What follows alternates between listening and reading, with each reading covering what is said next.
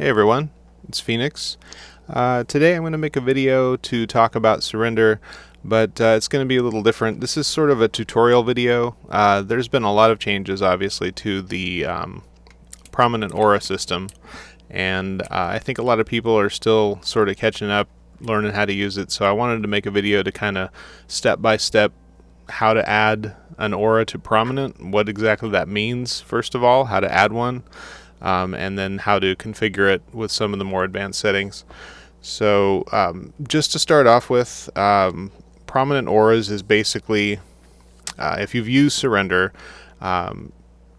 it automatically categorizes things into different groups. So if you go into Srendarr's options, for buff and debuff tracking, there's the main aura control display groups. Here you'll see the categories. So these are the default categories where any buff you get on yourself or your target, any debuffs, this is where you set those as a category to go to what frame. And frames are like, if you unlock, they're numbered. So there's 14 different frames you can configure. If you go to Aura Display, each of these numbers here correspond to the numbers you see on these frames, and they have options. So you can set them to icon only mode, you can change the direction they stack, you can set how they ascend by timers, and all the different stuff you can do to configure how they look is in here, and the numbers here correspond to the frame. But when you're assigning the categories, for example, your short buffs, and short buffs, by the way, there's a duration here under general options. So basically anything that is the value you set this slider to or less, and this is in seconds. So right now I have it so any buff or any timed duration effect on myself that is 60 seconds or less in duration will go to short buffs. So, well, if it's a buff, it'll go to short buffs. So that's what your short buffs are. You can change that. If you only want things 30 seconds or less to go there, you can change that to 30. Long buffs and short buffs go to separate windows, so you can put them in the same window. But you can see if you drop down these windows, these drop-down menus, the numbers here correspond to these same numbers here and the ones you saw where you customize them. So what you're basically doing here is you are saying, I want the default category of buffs that are short buffs to go to this window, and for me I've got them down here at the bottom right. So my long buffs, which is things that last longer than that, I want to go up here in the same window as I put my passives, which is like food buffs, Mundus Stone, Vampire, anything that doesn't have a duration that's just on you all the time. So these are the different categories by default that Srendarr tries to separate everything into. So you assign those, and that's fine. But there are situations where you've got a special effect, and it is a short buff, like for example, a gear proc. It is a short buff and only lasts for 30 seconds, for example. But you don't want it to show up down here in the same group as everything else because it's part of your build and you need to time different abilities and whatnot based on whether it procs, for example. So you want to keep track of what that's doing separate from your massive just general short stuff. That's where you have the prominent effects that I'm going to talk about. There are some categories that handle some of that stuff. For example, cooldown action bar is something I added recently that will, I'm going to lock these so you don't have to see them. It will detect any complete gear sets that Srendarr knows has a proc with a cooldown. And this seconds display here, by the way, is something that you don't have to show. You can actually turn that off in the general options. But any gear that you have on, that you have enough pieces to have the full effect, like for most it's 5 pieces. If a monster set, it's 2 pieces. If you have the requisite number of pieces equipped to be able to proc the effect, and it's an effect that Srendarr knows about, it will show up if you've assigned your cooldown action bar to the whatever frame you put this in. And you can turn off the animations when it's ready. But basically, like if I proc that effect, you'll see that now there's another category for the actual cooldown, and it's still going in short buffs for when it's active. But the actual cooldown is the time left till you can use it. But you can see if you have the cooldown action bar showing, it will actually show a countdown till you can use it again. When it's ready to be used, it actually shows a proc animation. So there's different categories you can set those to. Let's see, I'm going to turn that back off again. The cooldown itself is, it's not always visible, basically. You can use them both, but proc cooldowns is just if you proc something like Briarheart and you just want to see it, the timer, until it can be used again, you can assign this to a window, and that was what you saw on the left of my character there, is just the countdown until you can use it again. But the cooldown action bar is for like if you want to always see the status of your cooldowns, and if you have multiple sets, it will stack them up so you can actually see the cooldown status of all your sets. And there's different categories and stuff here. So that's the default categories. Now, like I said, if you had an effect, and it doesn't have to be a proc effect, it could be any effect, major empower, brutality, I mean, whatever. In this example, I'm going to use critical surge from Sorcerer.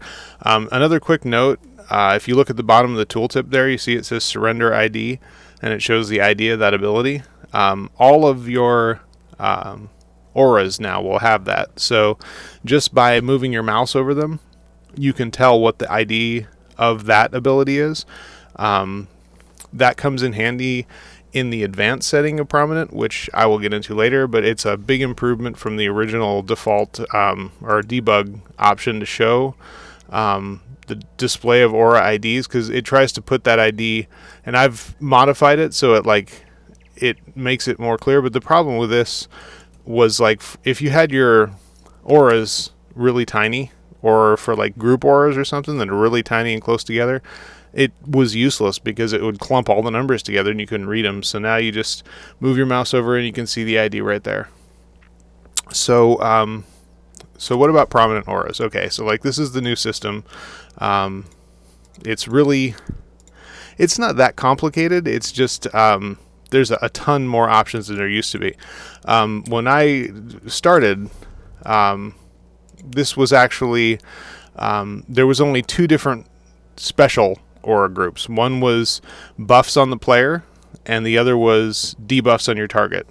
And originally there was only one bar that you could put those things in, and that's all you could put in them. So you couldn't track like player debuffs, you couldn't track AoEs, you couldn't track target buffs. All you could do was set specific auras that you wanted to put in a special frame for player buffs or target debuffs, and that was it. So now I completely rebuilt this thing. So it's basically you can put any aura in any window you want, and there's a ton of options in here. So it is kind of overwhelming at first, but you can think of this as sort of like the total customization feature of Srendarr as far as what goes where. So just as a overview, this first row of things here is categories. So PB, if you look up at the top right there, put my flashy sword away so you can actually see it. At the top right of the add-ons, you see it says player buffs. PD is player debuffs. TB, target buffs. TD, target debuffs, and AoEs. Depending on what client language you are, these buttons will stay PB, PD, TB, blah, blah, blah. They'll stay the same just because I wanted them to fit. But if you read the tooltip will be in the language of your client, so you can still know what they are just by mousing over them. So what these are is, these are categories of effects that Srendarr has seen since you last reloaded the game. So it's basically built a list of all of the player buffs that it has seen. Long, short, doesn't matter. Any player buff that it's seen, any player debuffs it's seen, target buffs, target debuffs, and AoEs that it's seen. Group buffs and debuffs are handled in a separate place down here, so you don't have to worry about group stuff. But it keeps track of all of these things that it has seen since last time you reloaded. So for example, if I click on player buffs, here's all the buffs, and it saw my food buff, it saw major brutality and sorcery from my critical surge, it saw the main critical surge effect cooldown itself, when you cast it, the game sends an ID for Critical Surge's timer, but it also, Critical Surge gives you Major Brutality and Sorcery, so it sends those too. And Srendarr saw all of those. So, and I also had procced Briarheart and Berserker, so it sees those too. I don't think I've got any debuffs, but like for example, if I roll dodge, that's a debuff. So now if I go back in there, it will see that it's got dodge fatigue in there and the player debuff. So this is basically what these are. These are, since the last time you reloaded the game or logged in, this is all of the different buffs and debuffs that it's seen in these different categories. I don't think I've put any buffs or debuffs on any targets, and I don't think I've used any AoEs. So that's what that is. The clear all button, this is not actually clearing your save variables or anything. This is just basically resetting all these menus and making the drop downs go away and clearing all these fields to the default, so you can start over. But oops. Okay. Reset recent is the same as if you reload UI or log out and log back in. It will clear these lists. So now you can see player buffs is gone. If you click on those again, they go away. Or you can just hit clear all and they go away. So reset recent clears all these lists. So if you're just looking for one specific effect and you've been playing for a while and the list is really big, you can actually just reset and then go and proc the one thing you're looking for so that it shows up in Srendarr. And it will, by the way, it'll add to these lists even if you don't have the generic category assigned to a frame. For example, like if it, Critical Surge is less than 60 seconds. So if I don't have this assigned to a frame and I cast Critical Surge, it's still going to add it to this list. So you will still see buffs that you can add to your prominent, even if you don't have them set so Srendarr is normally tracking them. Srendarr still sees them internally, and so it still gets added to these lists. So that will build those lists. And so that's what that reset will clear those lists out. Modify existing prominent auras. So this is your main reconfiguration option for things you've already customized.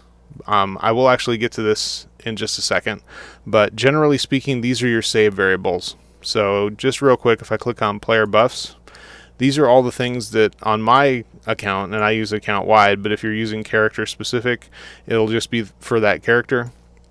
This is my list of all the things that I have added through prominent to a custom frame somewhere or another. That are player buffs, and then I don't think I've assigned any specific prominence for debuffs and whatnot. But I have a lot of my player buffs put to custom frames because for example, like all my critical things, I'm using account wide, so you're seeing things from different classes. Your list might not be this big if you're using per character settings, but it doesn't really matter. I mean, if you're using account wide settings and you have stuff in here for a class like Shadow Image from Nightblade, it just doesn't do anything if you're on a sorcerer. It's not hurting anything to be in there. It makes the list a little longer when you're in account wide mode. So if you were using character specific, you would probably only see sorcerer things in here right now. That's totally up to you how you want to set it, but that's what these are. These are your save variables. So you can actually like go in here after you've assigned something to a prominent and like change the frame that it's assigned to. There's also an only cast by player, which will only show these special effects if the source of the cast is a player. I'll get into this in a little bit. Generally speaking, only player cast, you kind of want to follow the guidelines that you see. So let's just go in and add a prominent. So let's start from the beginning. Before we get down to the bottom half of the configuration of stuff, let's go through like just adding one. Okay, so step one, say we want to add Critical Surge. It's down here with all our short stuff, Major Sorcery. If I had a whole bunch of stuff going, it's going to get real cluttered real fast. So if I want to pull like one of these out, like Critical Surge, and put it in a custom place. For example, I'm going to put it over here in my bar 4, which is like where I put my stuff that I want to keep track of on my player. What you want to do is, the first step is to get it to proc, right? So If it's just an ability you cast, that's easy. You just cast it. If it's a proc effect on your gear, you're going to have to do whatever that is. Like for Briarheart, for example, when you deal critical damage, so you're going to have to go deal critical damage until that procs. Briarheart's pretty easy. So there was Briarheart, and you can see, like, usually there's a visual effect even if you don't have Srendarr set to track it. So that's the first step. You want to actually proc the thing that you want to add to custom. Once you've done that, you go back into that prominent section. So that's under the filters tab, prominent aura assignments. It's the second option in the filters tab. Once you've procced it, you go into the category of that ability. So for example, critical surge, that's a player buff. So I'm going to click on player buff. You'll find it, you'll see it here in the list. There's critical surge. Okay, so what I want to do is click it, and that populates all this stuff. So you don't want to ever change this. That's why it's grayed out. If you have a player buff and then you assign it to target debuffs or something, Srendarr has a cool feature, like a safety check feature, that will just clear it out if it doesn't match the category, but just for the sake of not putting things that don't need to be in your save variables. But it pre-configures the appropriate category for you based on where it saw it proc. So it knows that critical surge is a player buff, so it pre-configures that for you. All you really need to worry about is what frame to put it in, and whether or not you only want to track it if it's player cast. Generally speaking, you can leave this off for player buffs. The only time this really matters, only cast by player, if you're talking about target debuffs. Because if you're in a group or a raid, a lot of the time there's multiple people putting things like Major Breach or I don't know, Defile or any of the debuff effects. Like a lot of the classes have the same overlapping debuffs that they put on things. So if you say only player cast, Srendarr is coded to show your timer effect and ignore if that timer effect gets updated by somebody else's timer effect. So like the game doesn't track overlapping effects. That's true for like 99% of stuff. Like if you put Major Breach on something and then somebody else casts Major Breach on that thing, it basically deletes the first Major Breach and replaces it with the latest cast Major Breach and updates the timer for how long that timer will last. So it's basically a last come is the winner scenario. I can't remember how that saying goes, but whichever, every time somebody else in your group casts that same effect, it's going to replace your timer. So if Srendarr is trying to track how much longer, for example, Major Breach has on your target, and you didn't have it set to only cast player, it's going to keep on updating that timer, which may be fine. You might not care, but if you wanted to specifically focus on your uptime, I guess, you could turn on only cast by player, and what it will do is it will track your timer, and even if somebody updates it, it will just keep your timer as it was until it runs out, and so you'll always see your uptime. That is generally something you probably won't use much. There are situations where you would. Player buffs is another thing. Like if you only care about whether or not there's a particular buff that you put on yourself, and somebody else put that same buff on you, you can set it to that. Most of the time you can probably leave this off, to be honest, unless there's a special application where you really only care about your own stuff. But so we've got our critical surge selected. Generally speaking, only cast by player can stay off. I'm going to go ahead and pick frame 4. That was the one on the left of my character there where Hurricane was at. And then once you've got those set, you just hit add. And it will take just a second. And if you expand your chat, you'll see it says critical surge added to frame 4 as player buff. Okay, so now if I exit that and if I cast critical surge, see, now it's going to show up here in the end down here where all the other stuff is. It pulls it out of there and puts it in whatever frame I assign to. So that's the idea of prominent in a nutshell, is you pull stuff out of its default frame and stick it in whatever frame you want it to go in. So that's what we just did with Critical Surge. Now there are advanced options. I talk about a couple of those when I mentioned only cast by player. But what you also will note in the newest version is like if you go into your, now these are the save variables again. So these are the prominent auras that you've already configured. And since we just configured Critical Surge, it's going to show up in our player buffs save variables. So if I bring that up and I click on any of these, what it's going to do is it's going to show its configuration. So as you can see here, I clicked on Critical Surge. When I set it up, I did not choose only cast by player, and I put it in window 4. So it's what it's going to show you. It shows this is basically just viewing your save variables. So what's cool about that is what you can do is once you've selected anything in here, if you changed your mind and you wanted this to actually be in a different frame, or if you wanted to toggle this option on to only see the player version, instead of having to remove it and re-add it, you can actually just change whatever of the options here and then hit add update. And it's going to tell you, Critical Surge is now moved to bar 8. And so if I cast it again, it's got it over here in bar 8. And the reason it's purple is because there are, like I was talking about before, display settings. One of those display settings is to override the entire bar to act like a certain thing. So I had that particular bar that I assigned that to just for that test. I had that assigned to debuffs. So it's showing my debuff color, but that's under the display options. You can tweak that. It's not really relevant. I'm going to move this back to bar 4 because that's usually where I keep it. So that's the cool thing about updating. It's also really handy because there are certain effects that that you might want to turn if you had only cast by player on.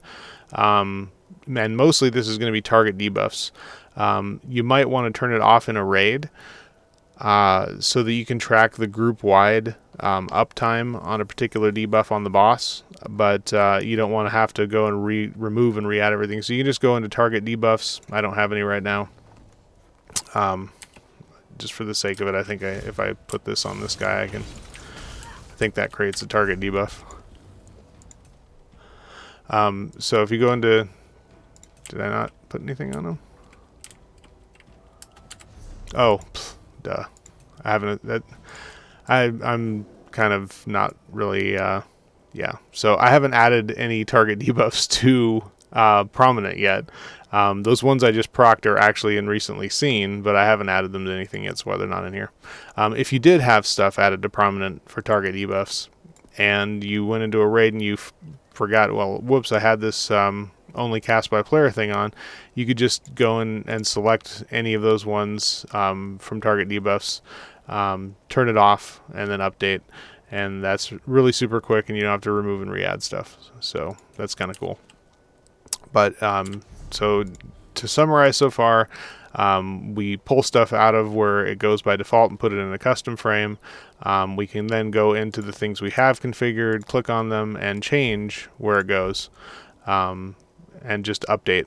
So that's really cool. So something else, this is something that's totally new.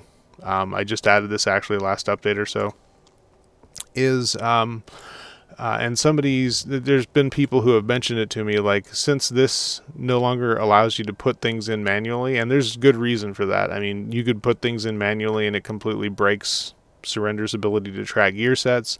Srendarr tracks a whole bunch of procs and effects and buffs and stuff that the game doesn't.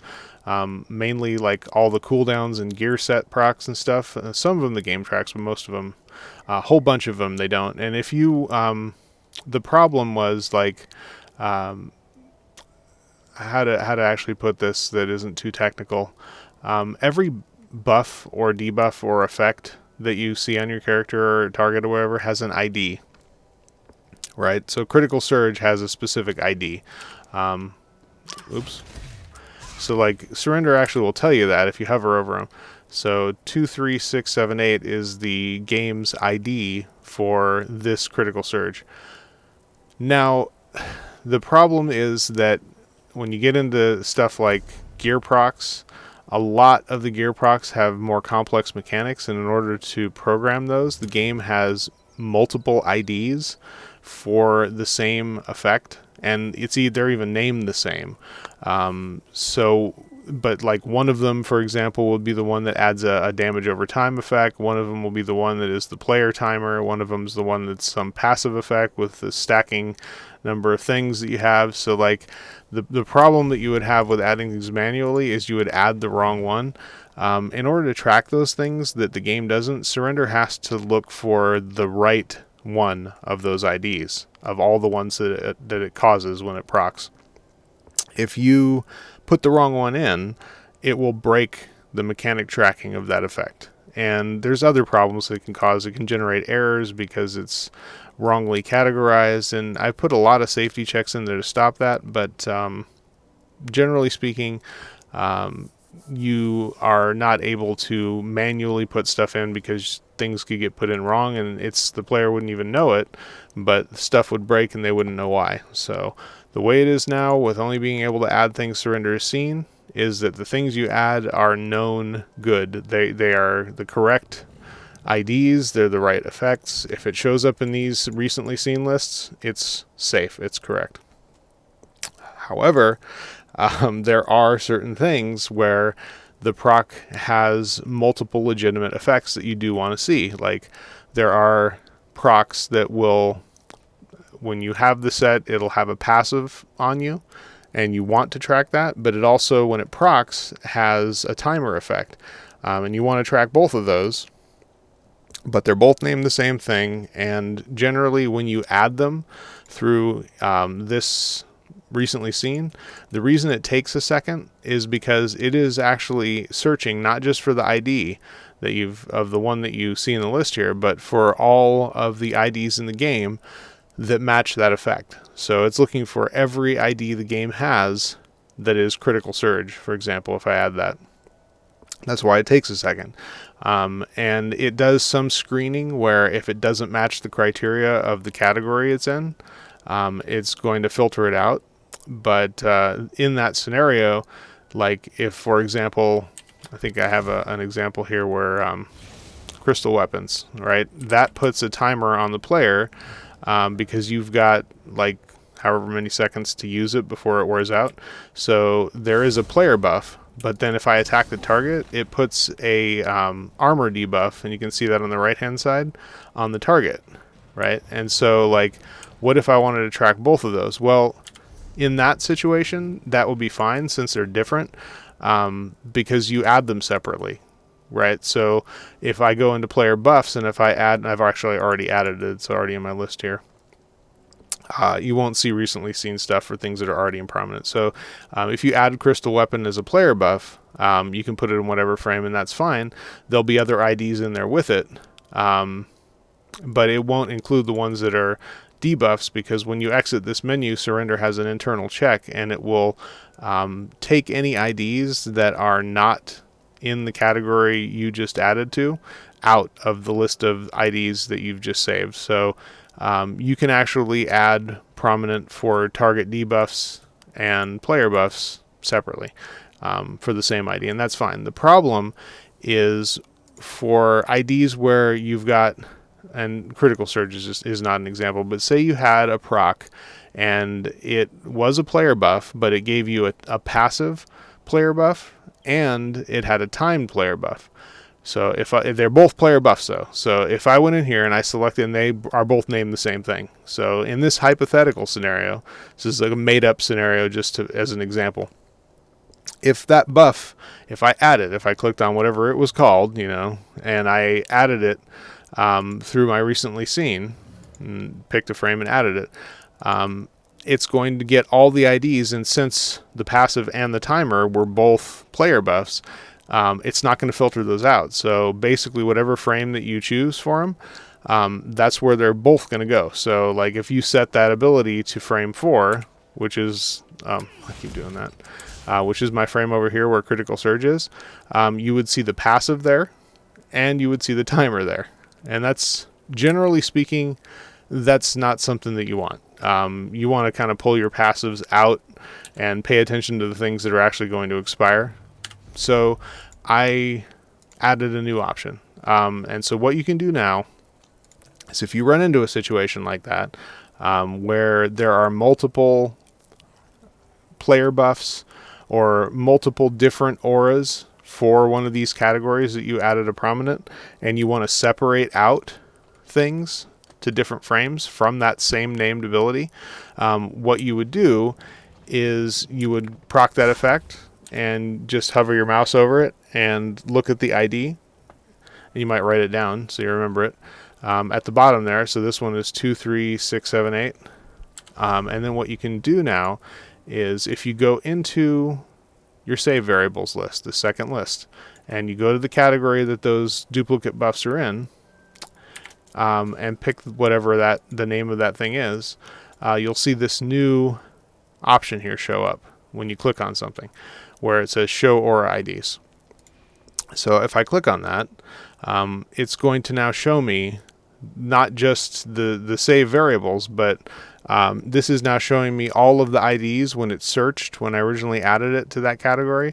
These are all the IDs of player buffs, for example, for critical surge that it found and added to my save variables. So you can actually now click on individual IDs, which is why you want to write the ID down.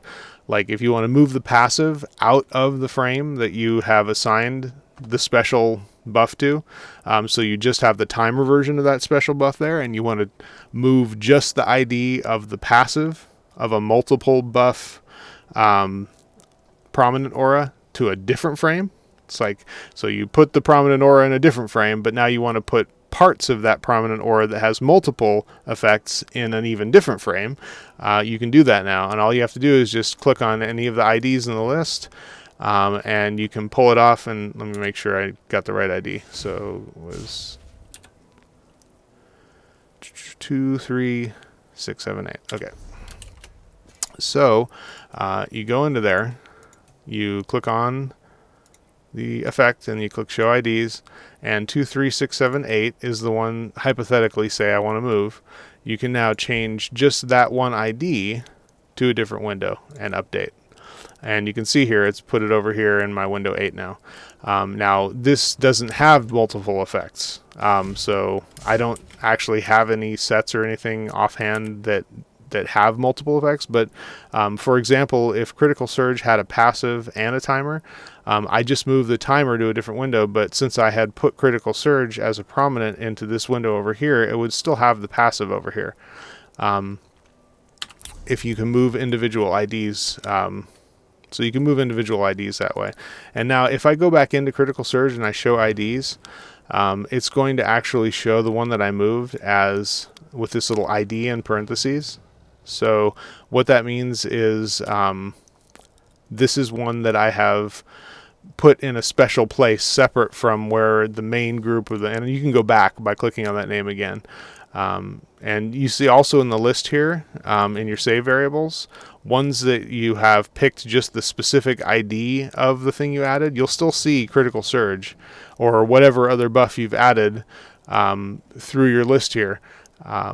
Will still show up in the list, but any of the IDs for that effect that you have specifically changed the frame to an even different frame will show up at the top here with the ID in front of them, so that you know, like, yes, I've got Critical Surge showing up and I can click on it and see what window, but I pulled one specific ID or whatever IDs out of this specific one, and instead of being here in 4, if you click on that ID, you can see, well, I pulled this one though and put it in 8, right? And you can also still change that. I can put that back to 4 if I want, or you can remove them. So like if you remove one that doesn't have an ID in front of it, it removes all of the IDs that aren't specifically pulled out in a different frame. So like if I remove Critical Surge, it's going to remove every ID for Critical Surge that is not separately pulled out. But if I click on just the ID version and remove it, it's going to leave the rest of the Critical Surges in there, though you won't see that ID that you removed anymore. So if you removed an ID from Critical Surge and it was one that you wanted to track, you'll have to go in here and remove Critical Surge, and then go back and proc it again, and basically start over. But and you re-add it. So I want to go ahead and just re-add it to frame 4 because that's where I like to keep it. And so in that case, you'll have to wait for a second while it does its re-adding, and then it'll be back in frame 4. And if you go back into the IDs, it'll show all of them again. So, but that's a cool thing that I just added, where you can now, any of your buffs that you've added to prominent, you can go in and see all the IDs that it found when you originally added them. And sometimes the game will change IDs. So if something stops working with a game update, what you can do is just go in and remove that aura and re-add that aura by reprocking it and re-adding it, and it will update the IDs that it detects because it goes out and looks for them again. So you can find the new IDs that way and go in here and look and see what new IDs it's got. And then, when you proc it on the player, it's got that cool new feature where, you can just mouse over to see what ID is actually using.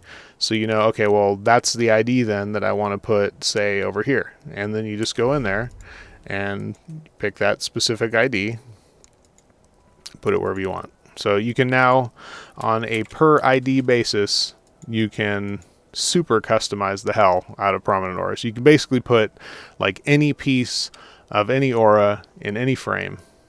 So that's just like that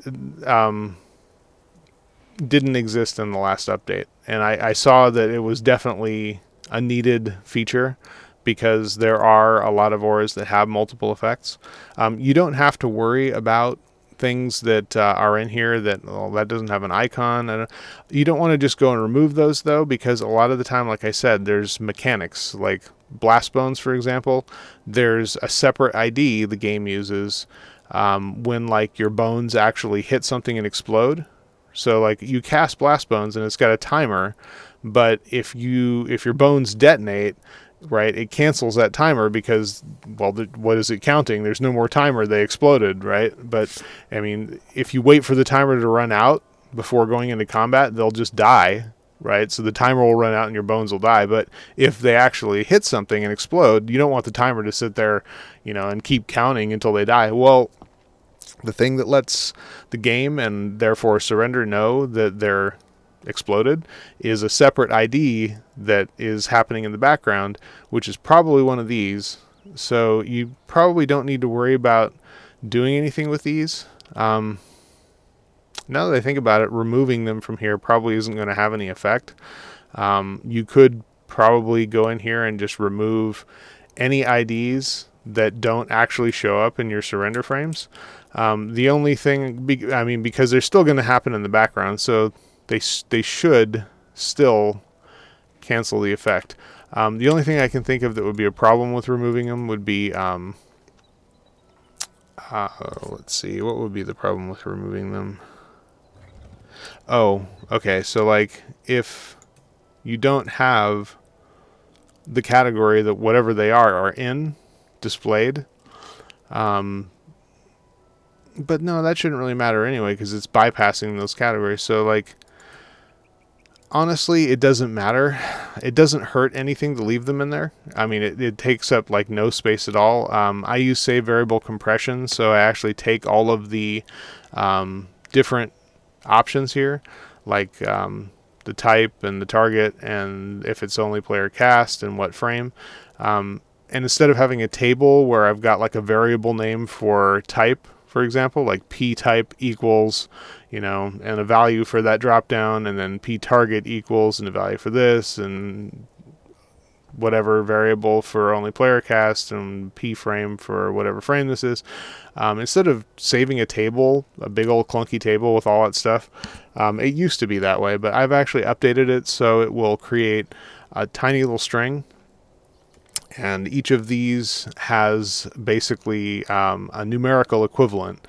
For the drop-down menus, it's going to be like 1 or 2, I think, or 0 or 1. I can't remember how I made it. Here it will be 1, 2, or 3. Here it will be 0 or 1 for Boolean, for true or false. And here it will be the number of the frame. And that gets smashed into a string. So instead of having a big old table, it's just going to have like a string of like, whatever it is, 1, 2, 0, 4. Actually, it would be 0, 4 because I 0 pad numbers less than 10 for the frames, since there's 2 digits in some of the frames and only 1 digit in other frames. But basically your save variable is just, you know, the ID dash and whatever the string ends up being. So it's taking up like this a tiny amount, like one tiny little line in a text file. It's nothing. It's not affecting you in any way whatsoever to have it in there. So I wouldn't worry about going and removing things you see in here that you don't recognize. And there may be other situations where you'd want to leave them in here. Like, you don't see these show up, but some abilities have multiple morphs. So like maybe some of these other ones that you don't see showing up in Srendarr, but this is maybe actually the morph for not morph level.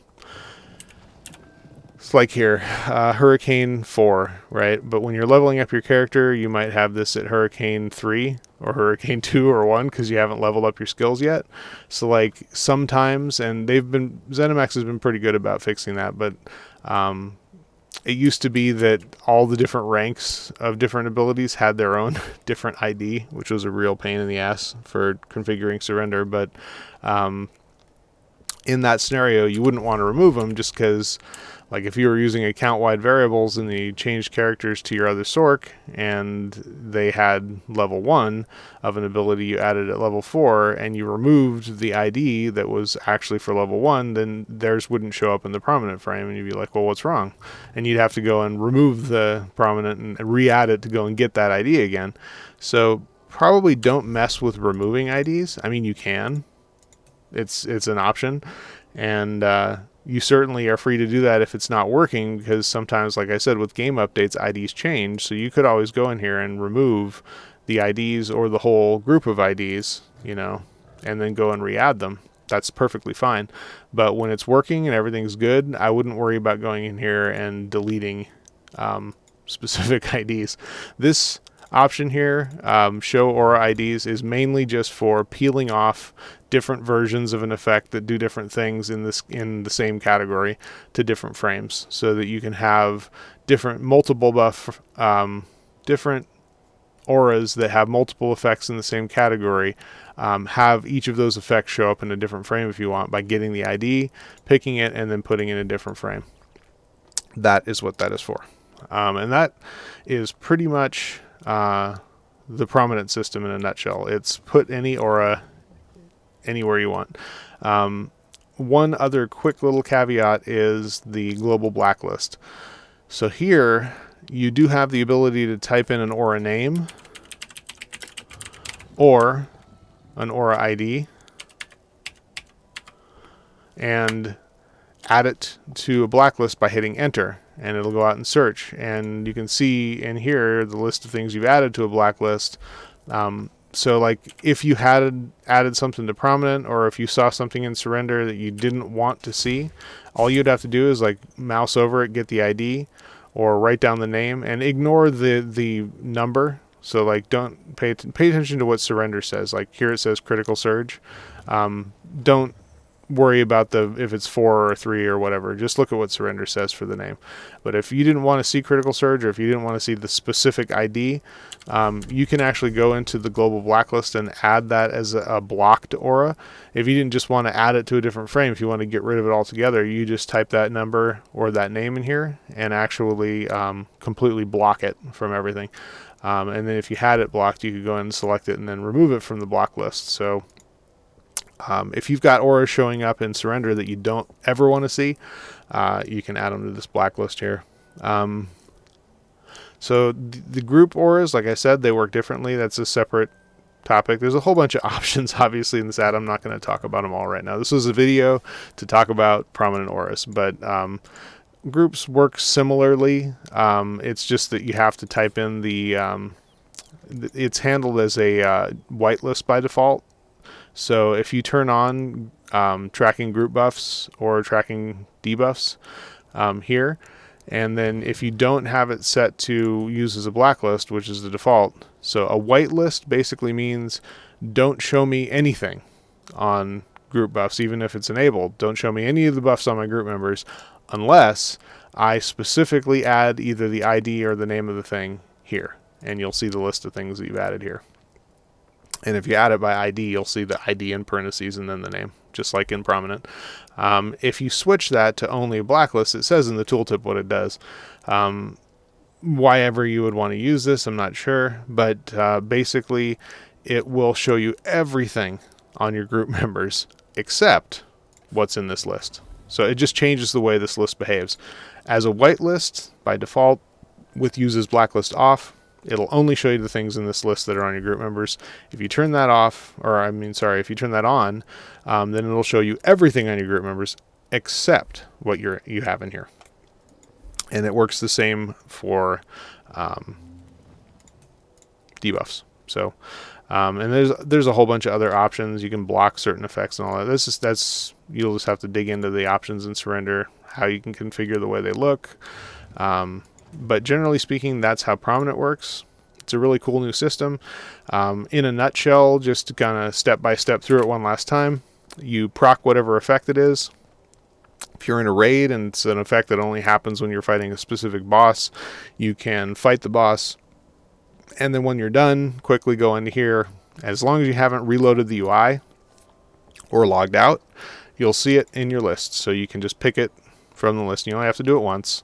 Add it to prominent, and then from there you can customize it however you want and peel off individual IDs and all like I showed. So but the first step is the one that I think was hanging a lot of people up, is you have to actually proc the effect. You have to actually, use the ability. You have to actually get the debuff. You have to actually proc the gear set, get whatever boss effect, so that it's been seen, so that it's a recently seen aura. So since the last time you logged in. And then pick it from one of these lists, and that's how you add a prominent aura, and then that's how you configure it. So it's a huge evolution of the concept of customizing aura frames from previous iterations, just because, like I said before, all you could really do is set player buffs and target debuffs, and you only had one specific frame that you had to put all those in. So now you can pretty much put any specific ID or aura name in any frame you want for any effect you want. So super cool. I hope that helps. If there's any questions, feel free to ask. I'm always updating Srendarr. And yeah, everyone who has helped me out is what keeps me coming back and working on these things. I make less than $600 a month on disability, and every little bit helps like a ton, especially now that we've got our cars broken down and my dad's going in for surgery, and it's really tough financially. And getting the extra support a month, even if it's just like $20 here, $50 there, it adds up to where if I can make an extra $100 or $2, that pays the bills, and it keeps the lights on and keeps me working on this stuff. So I really appreciate everybody who's helped out. You guys are awesome. If you have any other questions, or if I can help you out at all, let me know. You can post on Srendarr or on my Discord or wherever you can reach me. I try and stay up on all those. So yeah, have fun in ESO, and I will talk to you all next time. Peace.